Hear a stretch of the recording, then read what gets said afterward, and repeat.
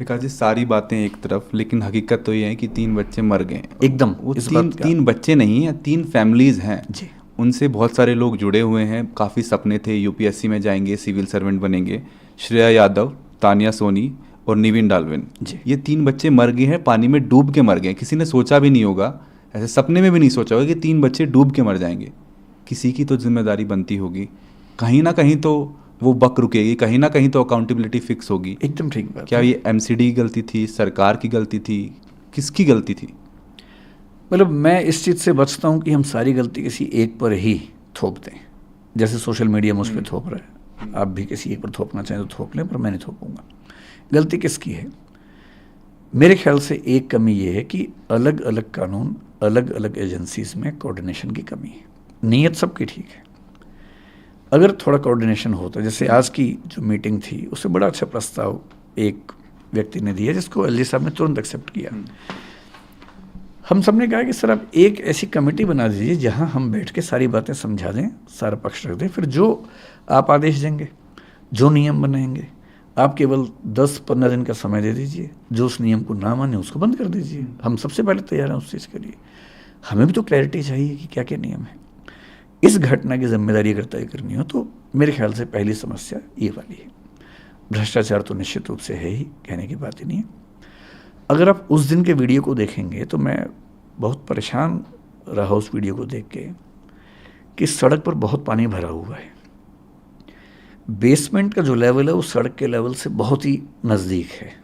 ऊंची बेसमेंट नहीं है, लगभग उसी लेवल की बेसमेंट है। बहुत खतरा नज़र आ रहा है कि अगर पानी उछला तो अंदर चला जाएगा।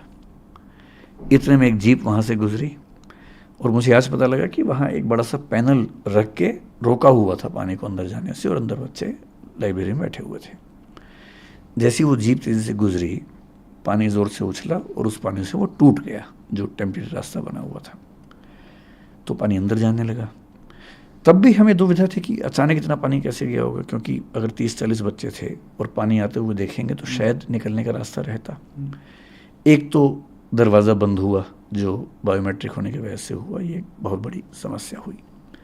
दूसरा जो आज उन बच्चों ने बताया उस मीटिंग में वो ये था कि पानी एक खास गति से जा रहा था और बच्चे बाहर निकल रहे थे और अनुमान था कि निकल भी जाएंगे, किताबें लेके निकल रहे थे क्योंकि पानी इतना था कि उनको लगा किताबें छोड़ के निकलेंगे तो बचेगा नहीं कुछ। इतनी देर में पानी के बहाव से जो एग्जॉस्ट फैन था, वो जो एरिया था, वो भी टूट गया, और जैसे ही वो टूटा पानी का पूरा बांध एक साथ अंदर गया। और उन बच्चों की बात जो मैं समझ पाया कि कमर तक के पानी से सिर के ऊपर तक पानी जाने में केवल शायद 50 सेकंड या 1 मिनट लगा।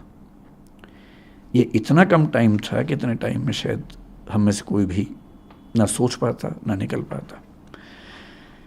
फिर एलजी साहब ने आज बड़ी अच्छी बात उसमें ये भी कही कि वहाँ जो सीवर लाइन्स थी वो इलीगल कंस्ट्रक्शन से, एंक्रोचमेंट से कवर हो गई थी। ये भी एक समस्या है। एनक्रोचमेंट भी ऐसे तो नहीं होते हैं, उसमें भी कहीं ना कहीं तो कोई ना कोई शामिल होगा ही होगा।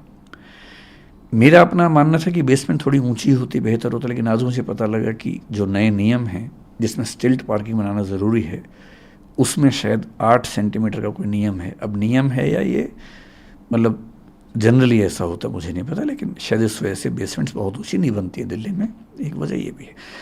इन सब के साथ मैं ये खुल के मानता हूँ कि इसमें कोचिंग इंस्टीट्यूट्स की एक बड़ी जिम्मेदारी बनती है, हमारी भी बनती है। संयोग की बात है कि हादसा कहीं और हुआ, लेकिन हमें नोशनल सेंस में समझना चाहिए कि हादसा कहीं भी हो सकता था।